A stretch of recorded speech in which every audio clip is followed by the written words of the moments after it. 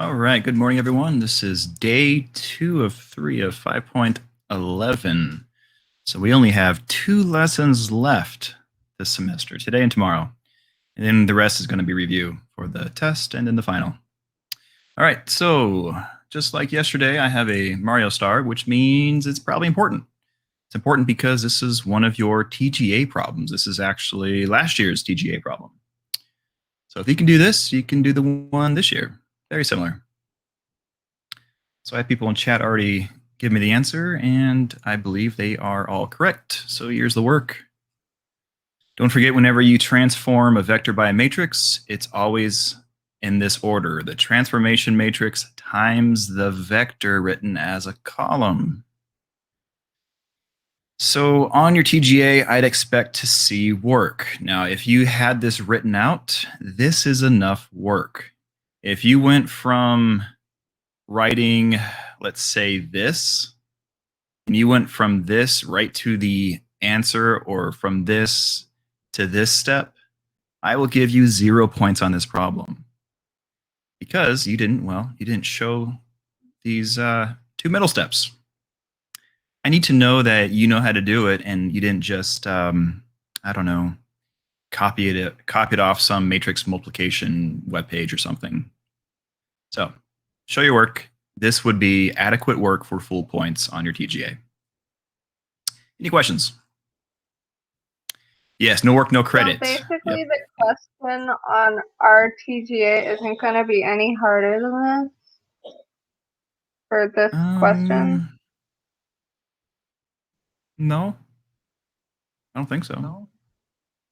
Yay! So one thing that I notice is most people, doesn't matter what year it is, you don't like multiplying by 0, and you don't like multiplying by a negative number, like a negative times a negative.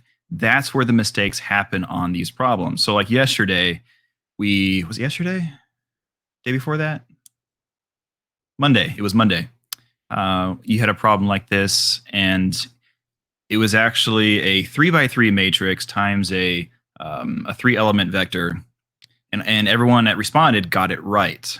But when I gave you a multiple choice problem, A, B, C, and D, and I purposely put zeros and lots of negatives in it, knowing that that's where the mistakes would happen, it looked like an easier problem, but lots of you missed it because zeros and negative numbers, just whatever, throw lots of you off. So it could be harder if I put in zeros and negative numbers, right?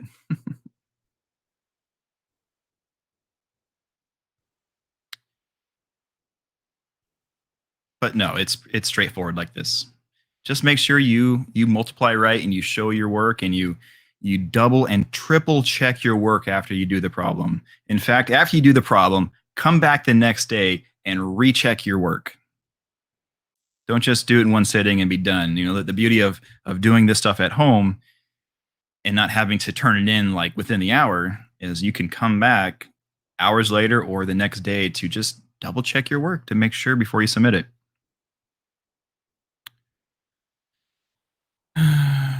All right. And please don't Google these questions. I Google them. So like this last unit, somebody did post the questions on some forum, which I found. And based on the date of submission and the dates of the students submitting, I narrowed down who it was to 2 people. And I'm pretty sure I know who it is. So yeah, please don't do that. If you are doing that, you honestly, I'm not trying to be mean, but you don't belong in this class. You belong in a different class that is going to be easier to your liking.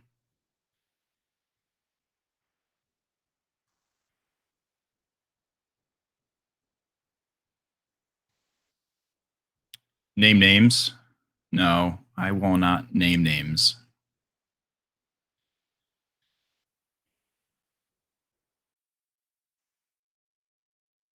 All right, let's get this show started. All right, so we're going to convert between parametric and rectangular equations. Being recorded.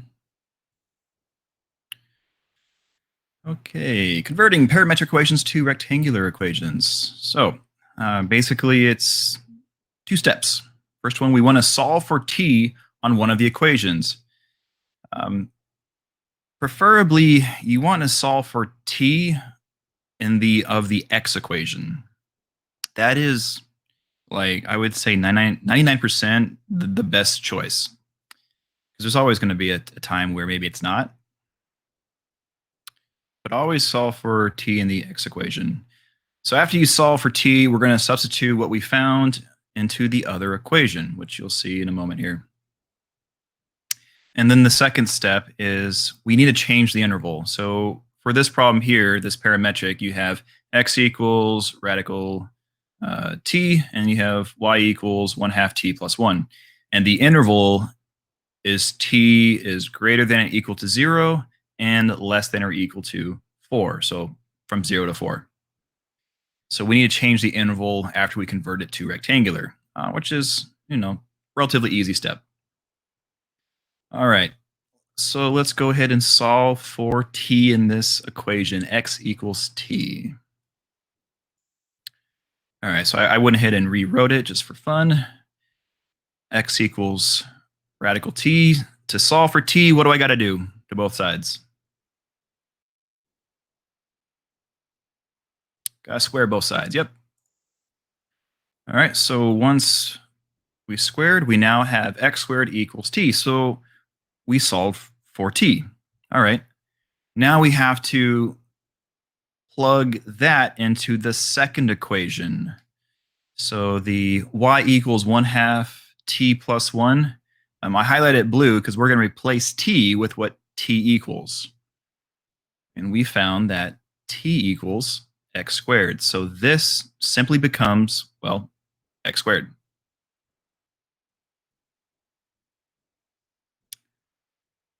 See what I did there? So y equals 1/2 x plus 1.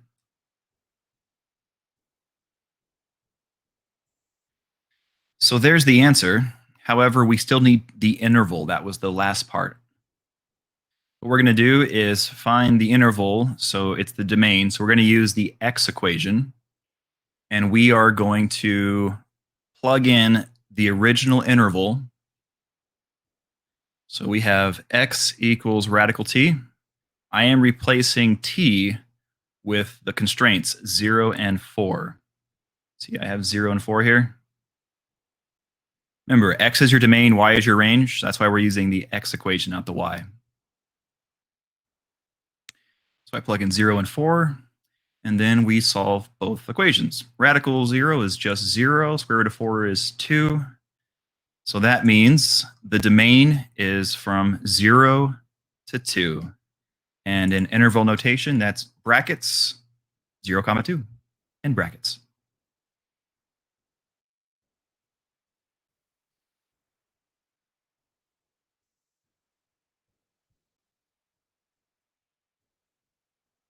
Julia says, not bad. Is it going to get worse? If you're here earlier, you saw the stuff I covered up, so you know it's getting worse. But the whole idea looks very simple, right?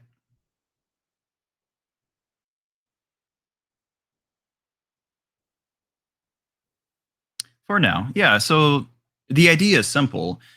This is only going to get more difficult when, well, the equations get more difficult, and you'll see that coming up here pretty soon.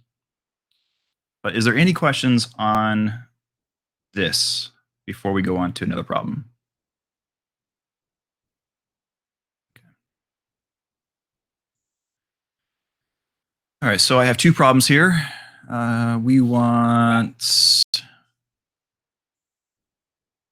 We have the x equation equals t plus 1, the y equation equals radical t, and then my domain restriction, or sorry, the interval for this parametric is t is greater than or equal to 0. So you'll hear me say interval when talking about the t variable in parametric, and then when we switch to rectangular, instead of me saying interval, I'm going to say domain. So that's the conversion. Interval of parametric then becomes domain of rectangular. Hopefully that's clear. And then our second example on this page is x equals rad t plus 2 and y equals rad t minus 2. And this interval is from 1 to 9. All right, so I want everyone to do this first one. I think 2.5 minutes should be enough for the first one. So everyone get started on that. If you finish the first one, go on to the second one.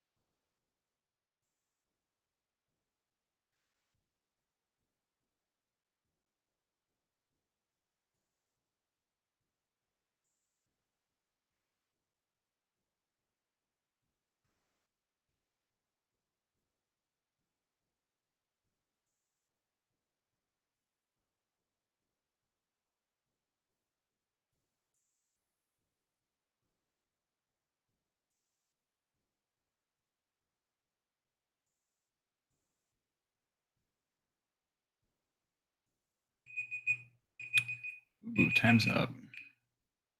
Do any of you need more time for the first example?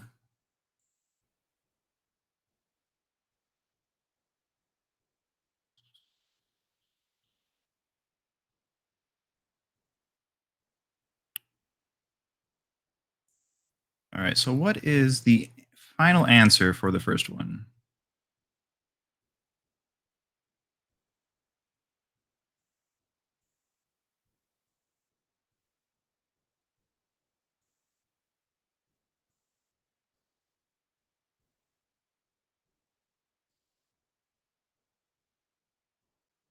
So we got, looks like y equals rad x minus 1.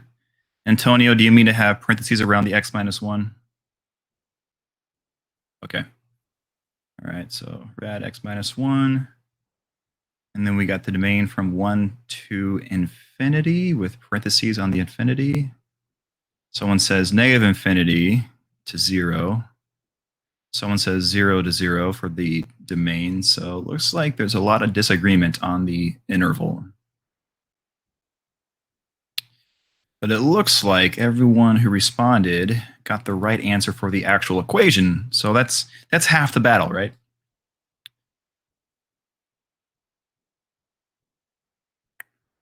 All right, so let's take a look at the first one.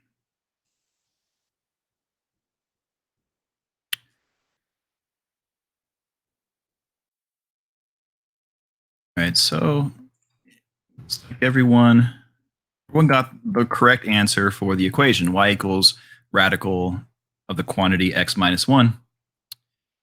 Now the domain part. So we have x equals 0 plus 1. And we're using 0 to plug it in. So we get x equals 1. So this one is pretty simple once you get here. If t is greater than or equal to 0, it means that x will also be greater than or equal to, in this case, 1.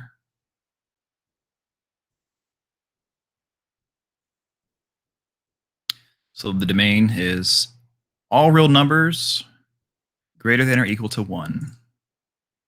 Interval notation would be bracket 1 comma infinity parentheses. Now, for people who put negative infinity to 1, you would have been correct if this said t is less than or equal to 0. Then you would have been correct.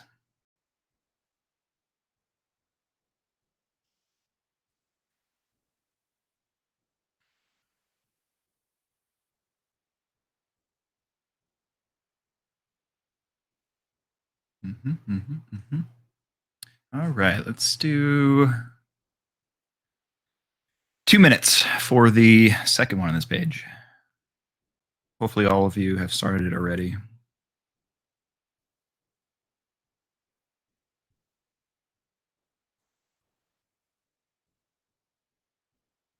Nope.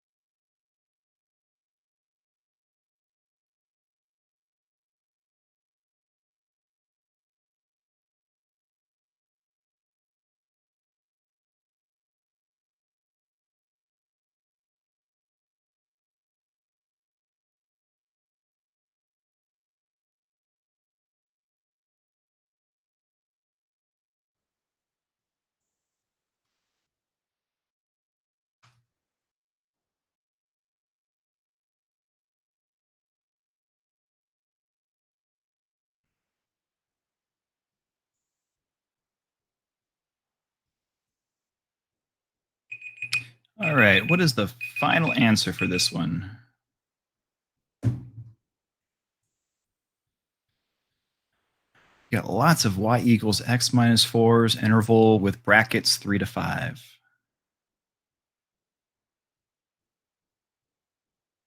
Antonio, what did you do?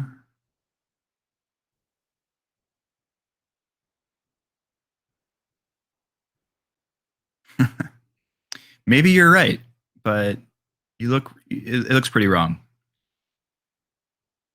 Check your math again. So we got another x minus 4, but interval of negative 1 to 5 this time.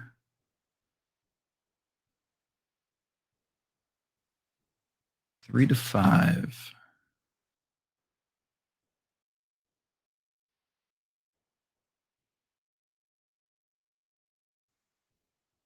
Oops. I am looking at my work.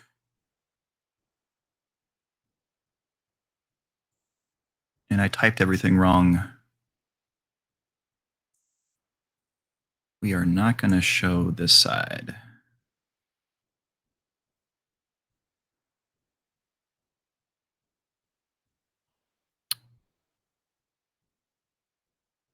right, so let's take a look. All right, so we solve for t. So we subtract 2 both sides, and then you have to square both sides. Now, when you square both sides, Antonio, you cannot square the terms independently. When you square x minus 2, you are squaring the entire quantity. And because you have more than one term, you are never, ever allowed to distribute this 2 to every term. That's not how you do it. When you square in this case, a binomial, right? X minus 2 is a binomial. You have to write it twice and multiply it out, FOIL it. But you don't want to do that. You want to leave it in this form.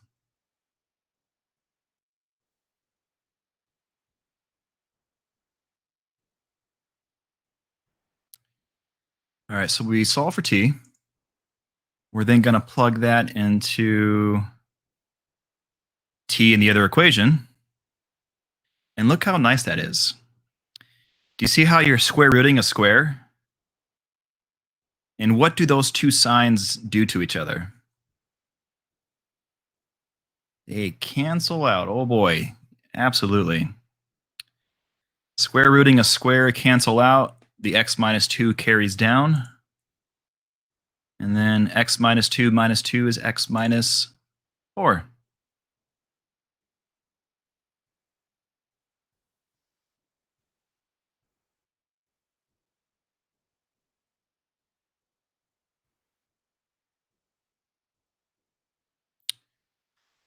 All right. Now I have to rewrite everything in the second column because I typed it completely wrong, not even close to what this problem even is.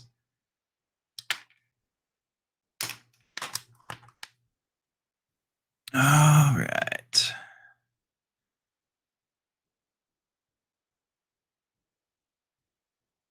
So we have x equals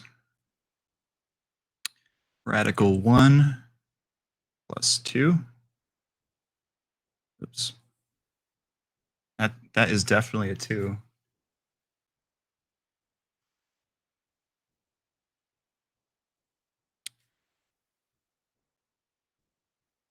Then radical 1 is 1 plus 2 gives me 3. And we do the same thing, but now with 9 plugged in.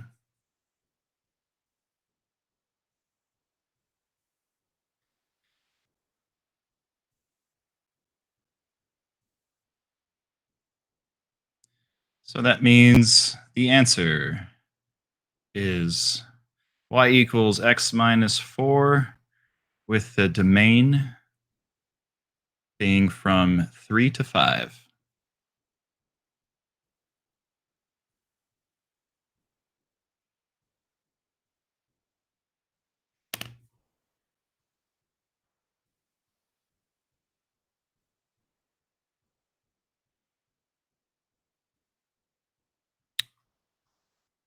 If x was, what do you mean negative 1?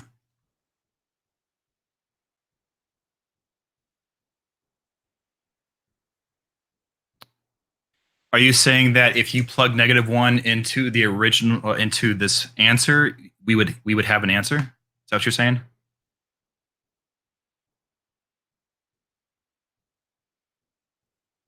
Yes, and you are correct. Like mathematically, sure, we could plug in negative 20 into it and it would give us an answer. But the original problem has an interval restriction. So we have the interval is 1 to 9. And I just chose those two numbers just for fun. You know, I could have chose anything really. Well, not anything. I could have used 0, right? I could have used 0 to 9 because it would have still given me a number, but I chose 1 to 9 just for the heck of it.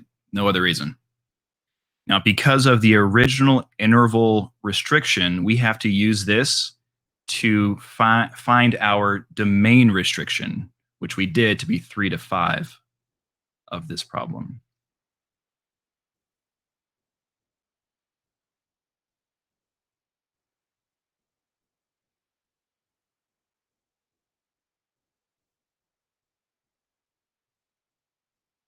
Sarah, use the mic so I can understand what you're trying to type. Sorry. So the twos that you have here, the twos that you have here, are these the same that you used for right here? Because you did plus 2 twice. Nope. Oh. So let me go over what these twos came from. All right, so we solve for t here. We got t equals the quantity x minus 2 squared. I then replaced in our second equation, I replaced this t with what this t equals, which is this entire quantity. And that's why I have it in blue here, to show that I replace this t with what t equals. And then whenever you square root a square, use my pen, the 2 and the square root cancel out, and whatever is here carries down here.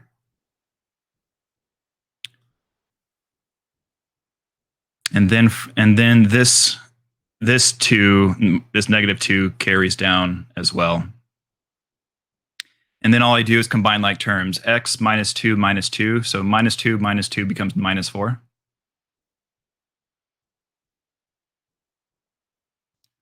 I should probably erase that parentheses so it's not confusing, because I don't need them.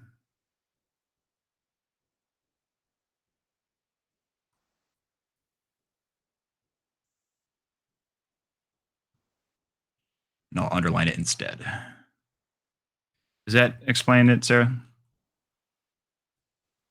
Yeah, that kind of makes more sense. But so are we using that same 2 to do this? Like we just use that same 2?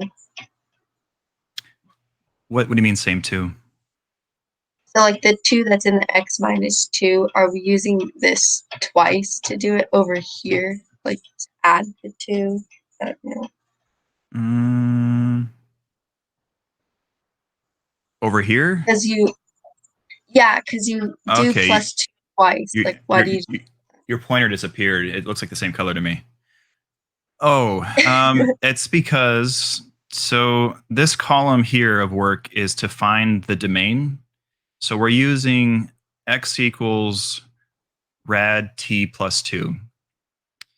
And I'm using this 1 to plug in here, and I'm using this 9 to plug in down here. So this 2 came from the original problem. Okay, and then the second 2 comes from the x minus 2. Mm-hmm. Oh, okay. I'm dumb. Yeah, it just carries down. That's all it's doing. T becomes this, and that's here. This minus 2 carries down. This minus 2 carries down again. And then this combines with this minus 2 becomes minus 4. Good? Yeah, thank you. Mm-hmm.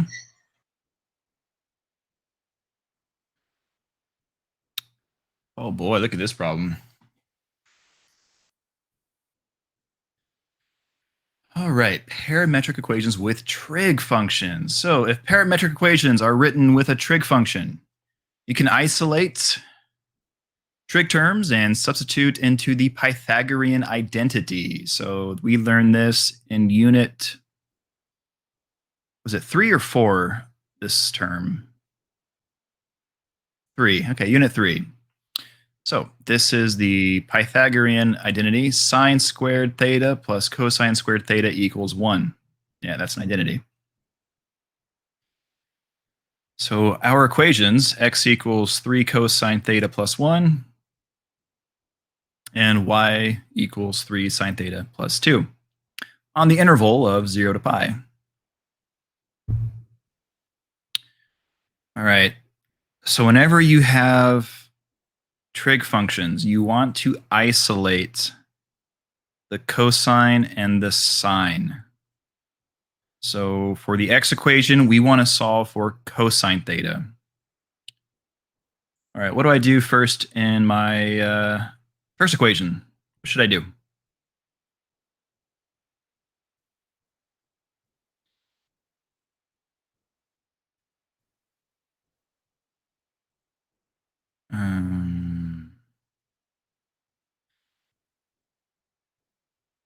Well, nobody's correct. We're solving for cosine theta. Okay, there you go. There we go. Divide both sides by 3. Yes. Yes. Yeah, we're dividing both sides by 3. Because this is, remember, this is 3 times cosine theta, and we want to get this by itself. So to get that by itself, you have to, well, divide both sides by 3. Dr. J, All right. Yep. you did subtract 1 first. Oh, So we were right. you're right. I stand corrected. So what I meant to say was, after we subtracted 1 both sides, what do we do next? Sorry. That's why nobody that's why nobody gave me the right answer. Sorry.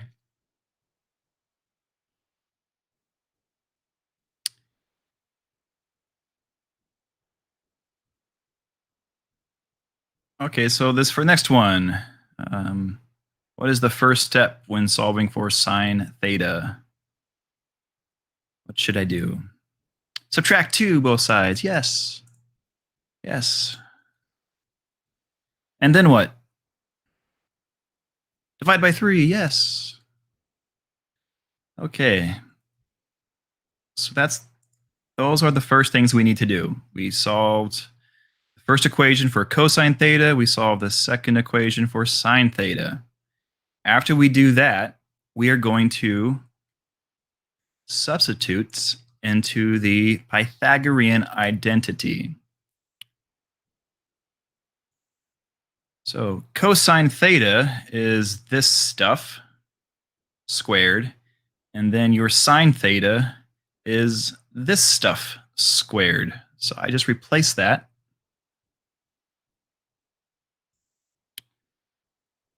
So my cosine theta is x minus 1 over 3. Remember, it's cosine squared theta, not just cosine. That's why it's squared. And then I replace the sine theta with y minus 2 over 3. And again, it's squared because it's sine squared theta and not just sine squared. I'm sorry, sine theta. Questions so far on these steps? It's not gross. This problem looks a lot harder than it really is.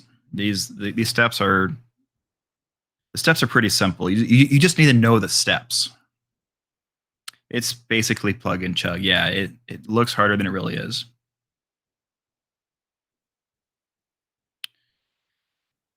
All right. Now, whenever you square a fraction, what are you doing? In other words, what's the next step?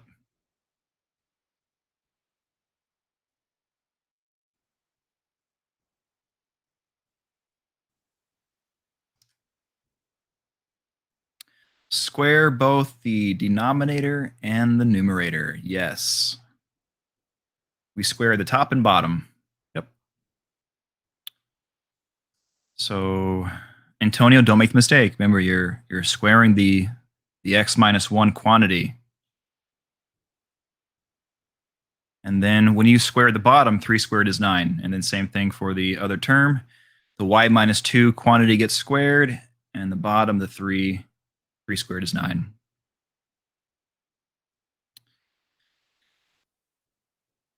So looking at this, now you have to think back to last semester when we did conics. Is this equation that we see in front of us, is this an equation of an ellipse or a circle?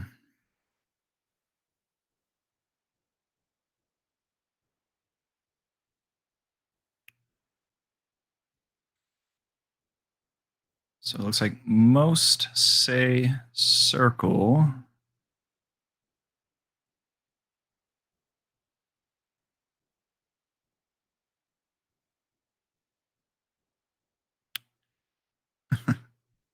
I don't sound disappointed, Antonio. So Chloe has a good point. It's being divided, and if you remember, whenever you had a fraction, it was an ellipse. So I guess that argument kind of makes sense. It looks like an ellipse, but it's not. And here's the reason why, Chloe. So you are correct that it looks like an ellipse because it's in this form. However, remember the number on the bottom for like an ellipse, like A and B, showed the stretch, I guess, in that direction. So you have a stretch of 3 in the x direction and a stretch of 3 in the y direction. So if both of these are the same, they're going to have the same stretch horizontally and vertically. Do you agree?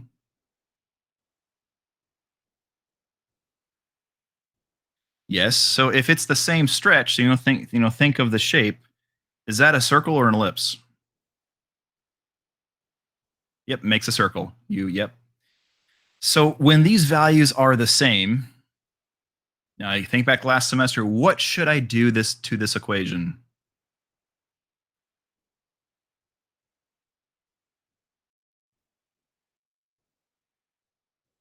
Don't combine it. Multiply both sides by 9. Yes, multiply the left side and the right side by 9. That's going to clear the fractions, and then that will get it into the form that we are used to seeing, which is your x. So this is your horizontal shift, this is your vertical shift, and then this is your radius squared. So this makes a circle shifting to the right one up to and a radius of 3. So again, when these numbers are the same, you have to multiply the entire thing by 9. That was from last semester.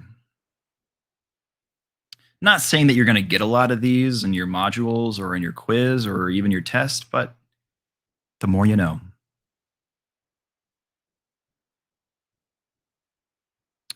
All right, now for the other parts, the domain. All right, so we use the original x equals 3 cosine theta plus 1. We're going to plug in 0 and pi.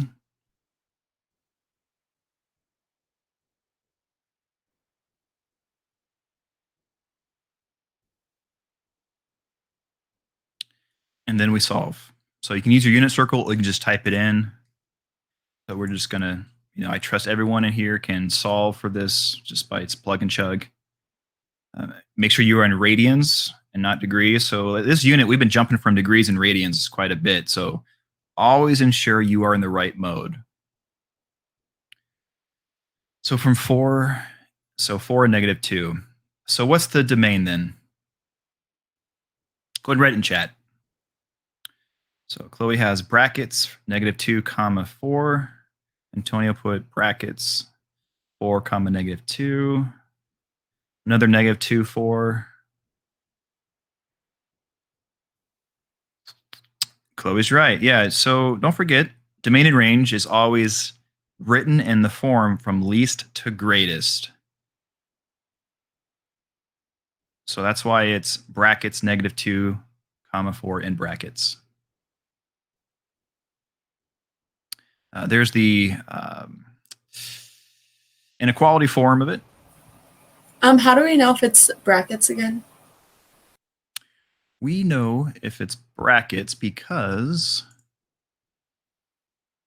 it's underlined. So if it's greater than or equal to, it's a bracket. If I didn't have these underline on these, it would just be greater than and less than, which means they're parentheses. And infinity is always parentheses.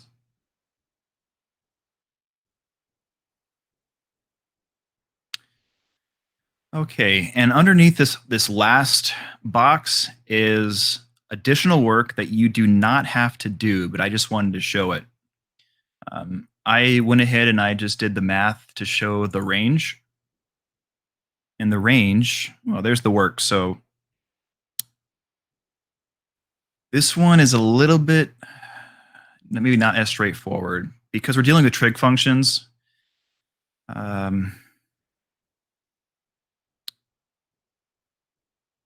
So if you, yeah, I gotta draw a picture. Pictures are way better than words.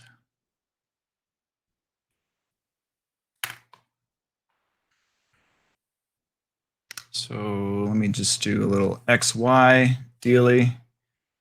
Your sine function looks like this.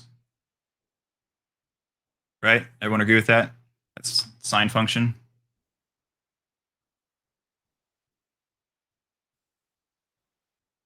The period of a sine function is 2 pi, which means it takes 2 pi until it starts to repeat. So from here to here that's 2 pi. Okay.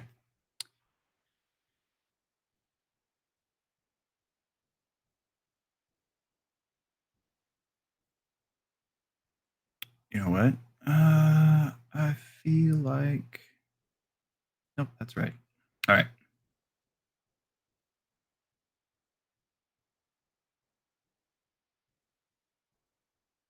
For the y direction,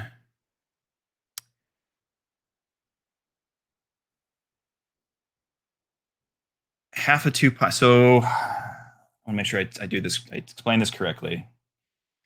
The interval right now is from 0 to pi. So 0 to pi would only be to this point here. Do you agree? So it's just that, basically that hill, right? Now, because it's just that piece, the range is the y direction. So the smallest y value we have in this interval from 0 to pi is from 0 up to 1, right? And we want theta as the input. So theta is not your y value. Theta is the x value. So the smallest y value occurs when theta is 0. The largest y value that occurs is when theta is here, which is half of the interval, which is going to be pi over 2. So that's why for my range, I'm using pi over 2 instead of, well, pi. If you didn't follow what I just said, it's okay because you won't have to find the range on your quiz or your test. And it does require drawing a diagram, drawing what the sine or cosine, whatever the trig function is in the actual equation, and really breaking down what's going on in terms of the min and the max values. So it does require a lot of critical thinking. So if you're totally like I'm done, it's okay. You don't have to find range. I wanted to find range because I have a little demonstration that uses it in Desmos. Let me show it.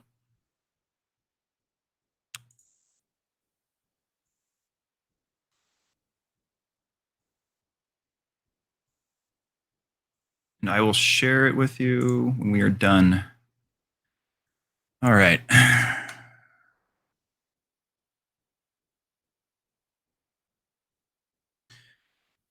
All right, so we have the original function, and to graph a parametric, I have to write it in this form. So this is the x equation, x equals 3 cosine t plus 1. The y equation is 3 sine t plus 2. And the interval is from 0 to pi. So let me just turn this off. And that creates a half circle. Starting at, now if I graph this, we can now see the domain. The domain is from -2, which is here. And then our semicircle stops at x equals 4. So the answer we found of being from -2 to 4 is correct. And then the range that we found, if you look at your semicircle, the smallest y value is at 2, and the largest y value is here, which is at 5, which confirms the range work is correct. This other equation that I have written here, our rectangular form, x minus 1 quantity squared plus y minus 2 quantity squared equals 9. That's the equation of the circle. And if I turn that on, if we did it right, it will appear smack on top of the original. And that's how you know you did it right. But when you do this, you have to, in Desmos, you have to set your domain restriction and your range restriction. So my domain restriction is from, we found to be -2 to 4.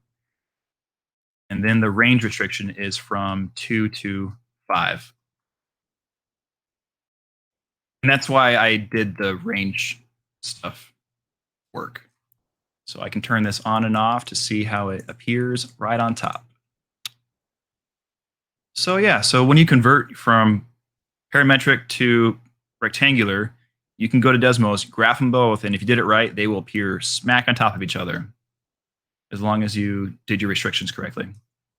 So let me share this with you in chat. I know some of you like to have it.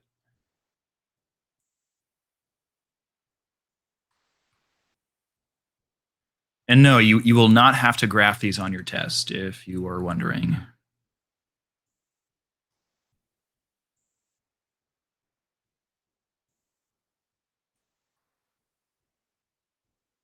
Oops.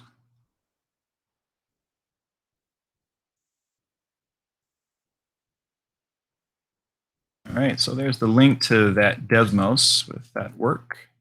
I would add it to like a Word document so you have it.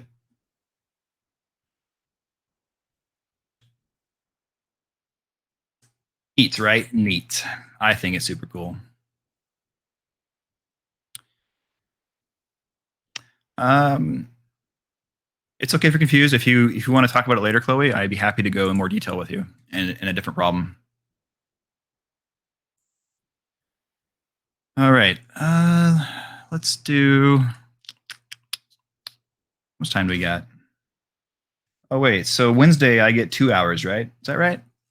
Math can have up to 2 hours. I think that's right. So I will probably go over on time. No, I'm going to skip these. So I'm going to show you the answer, but go ahead and write these down, and I'm going to go on so we can get to the other half of this lesson. At the very end, I'll come back and just show the work.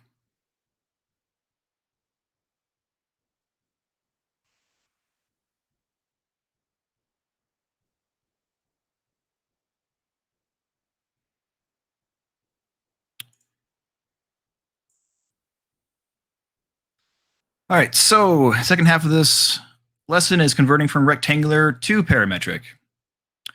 Pretty simple, I would say. Maybe this is actually easier. Yeah, this is way easier.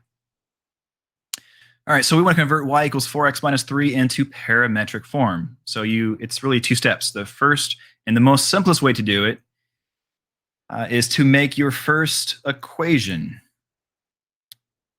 And you're probably wondering, what do I make it? So you always want to make your first equation x equals t.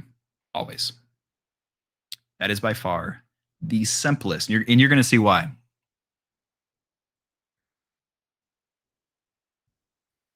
So again, to repeat that, when converting from rectangular to parametric, you want to make your first equation x equals t. Always. That is by far the easiest.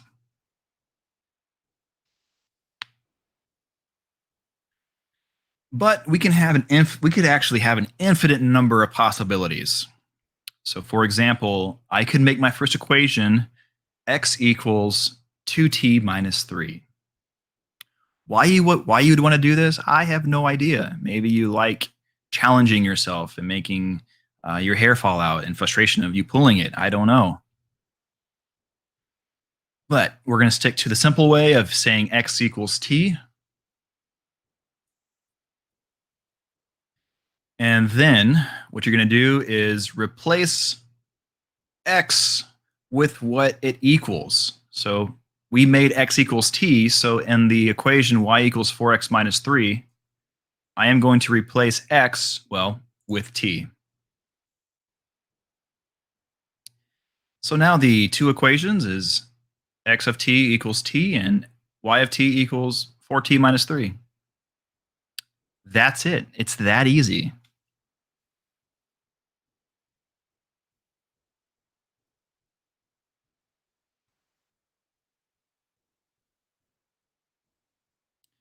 So you can probably see that if we made x equals 2t minus 3, we would replace x with this, causing us to have some math to do to simplify the equation. It's not difficult math, but it's still a lot more steps.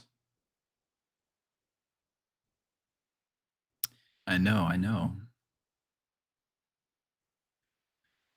All right, so let's look at the first one.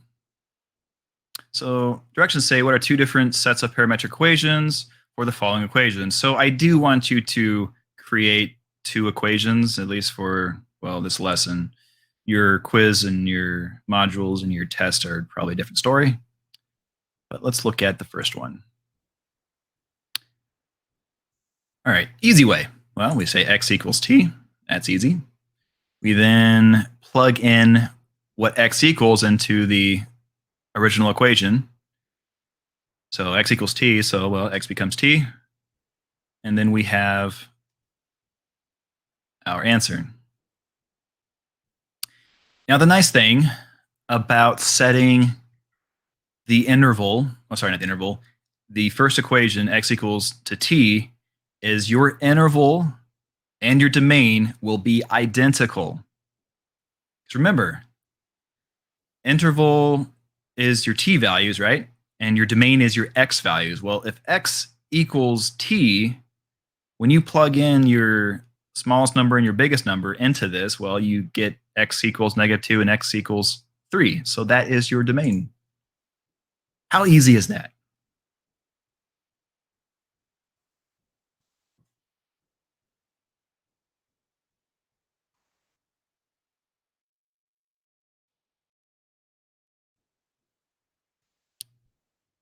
Oh yeah, I spelled interval wrong. Whoops. I put interval. It's interval with a T. Let me fix that in my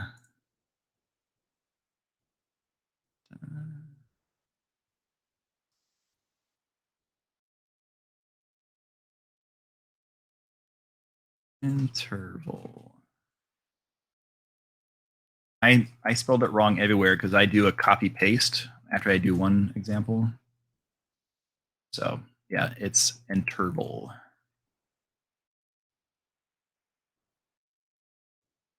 All right, another way.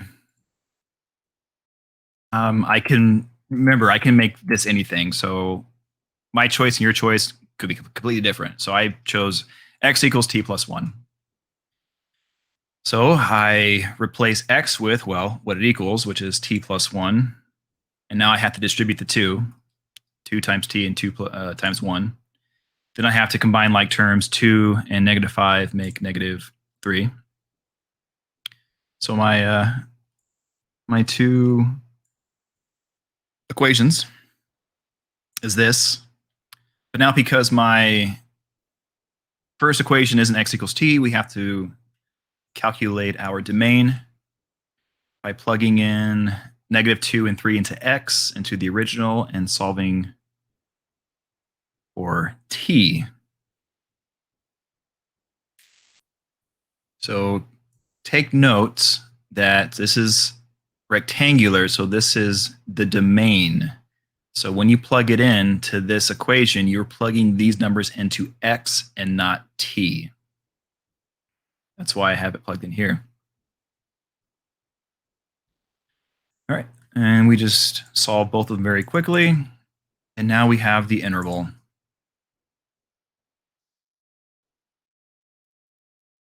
It's just more work when you don't make x equals t.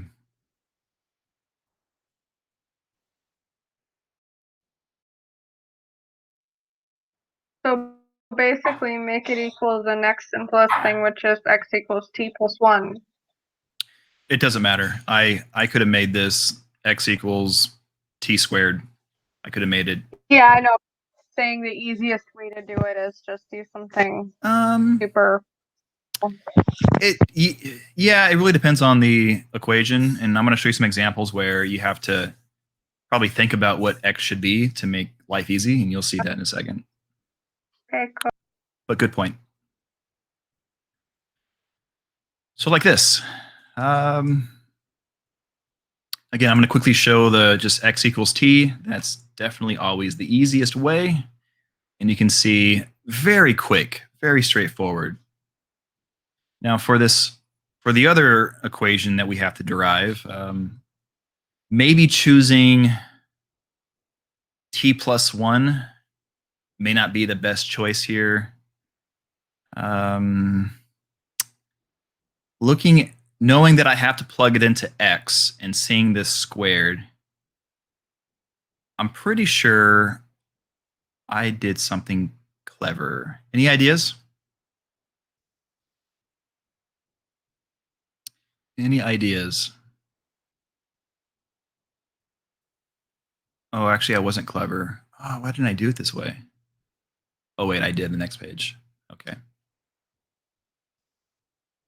I'm looking at my PowerPoint, see what I did. I wasn't as clever on this page. So it really doesn't matter. Antonio says radical 1. Well, it has to be like it has to be like radical t. It can't be radical 1.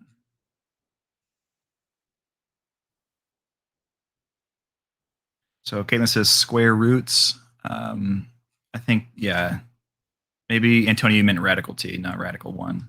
But yeah, Caitlin, Antonio, that's what I did on the next page, which I'll show you.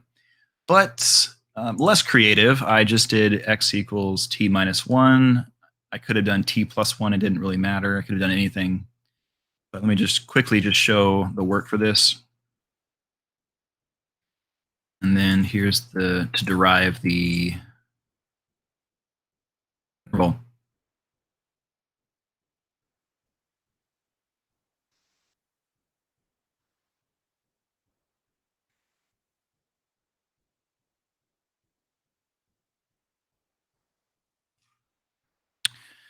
All right, on the next page, I was creative.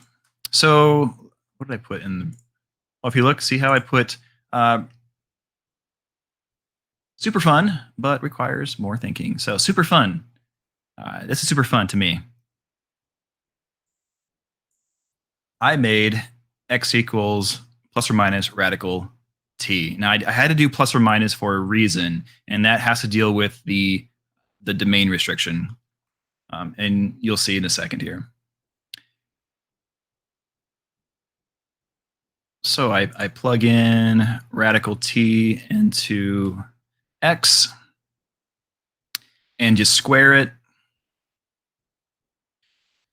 And I'm not plugging in negative radical t into this because whenever you square anything, it's always positive. So there's no need for me to do the same equation again because I'll get the exact same answer.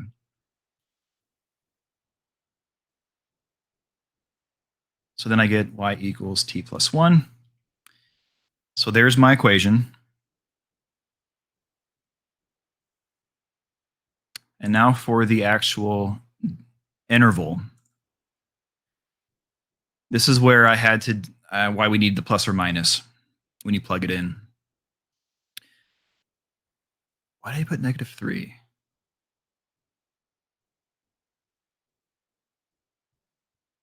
Okay, that's a typo. Yeah, that's a typo. Oh, wait, hold on. Okay, I know why. Well, because it's plus or minus, right? When you plug in your first number, -3, into it, don't forget that we have two scenarios, and this only applies to the domain. You have one case where it's positive, one case when it's negative. So that's why. And so we get 9 both times.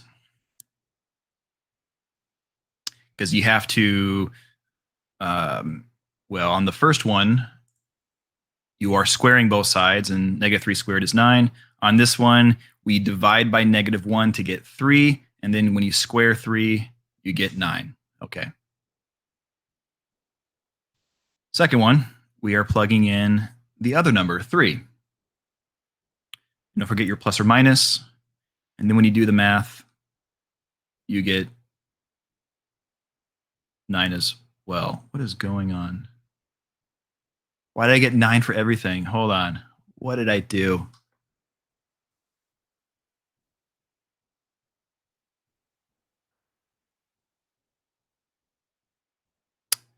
Well, that's not expected.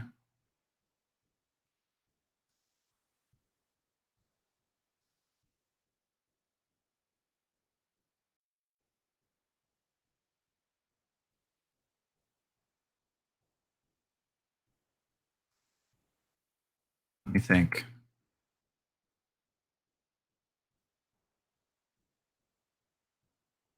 I'm thoughtless right now of why I didn't get the interval. So the interval is from 0 to 9. But my typed work doesn't match it. Let me think about it and come back to it. There's a reason why you get 0, and I forget. I'll come back.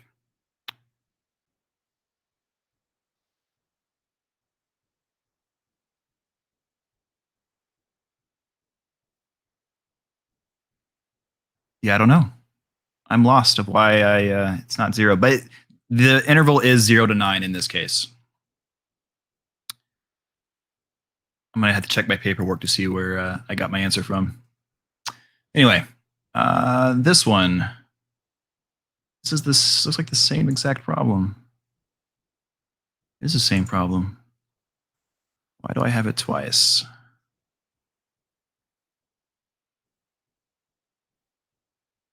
Okay, it's because I did it another way. So another super fun way. I'm just going to show the work. I made x equals 3 cosine t just for funsies.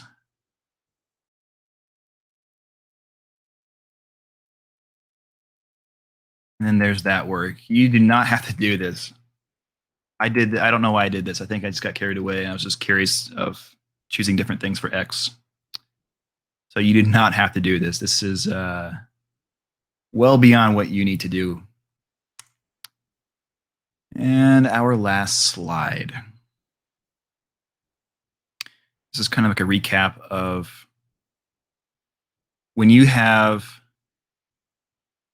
converting from rectangular in this form, so this is a circle, right? From x squared plus y squared equals 16.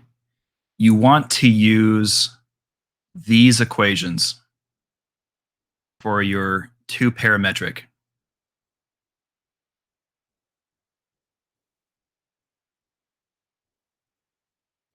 So for example, when you have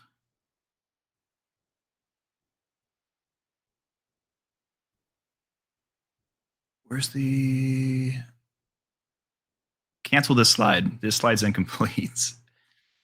Hang on. No, that is the last slide.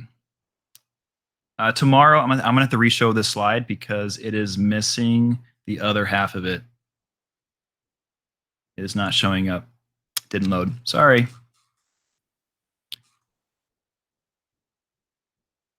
So tomorrow, I will go over this slide again for bell work. Sound good?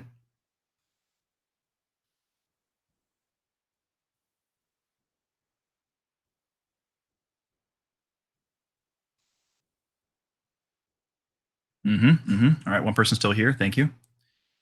All right, other than that, just kind of recapping this, just always use x equals t. The problems are super easy when going from a rectangular to parametric. Other than that, thanks for coming, guys. And as always, I hope you learned something.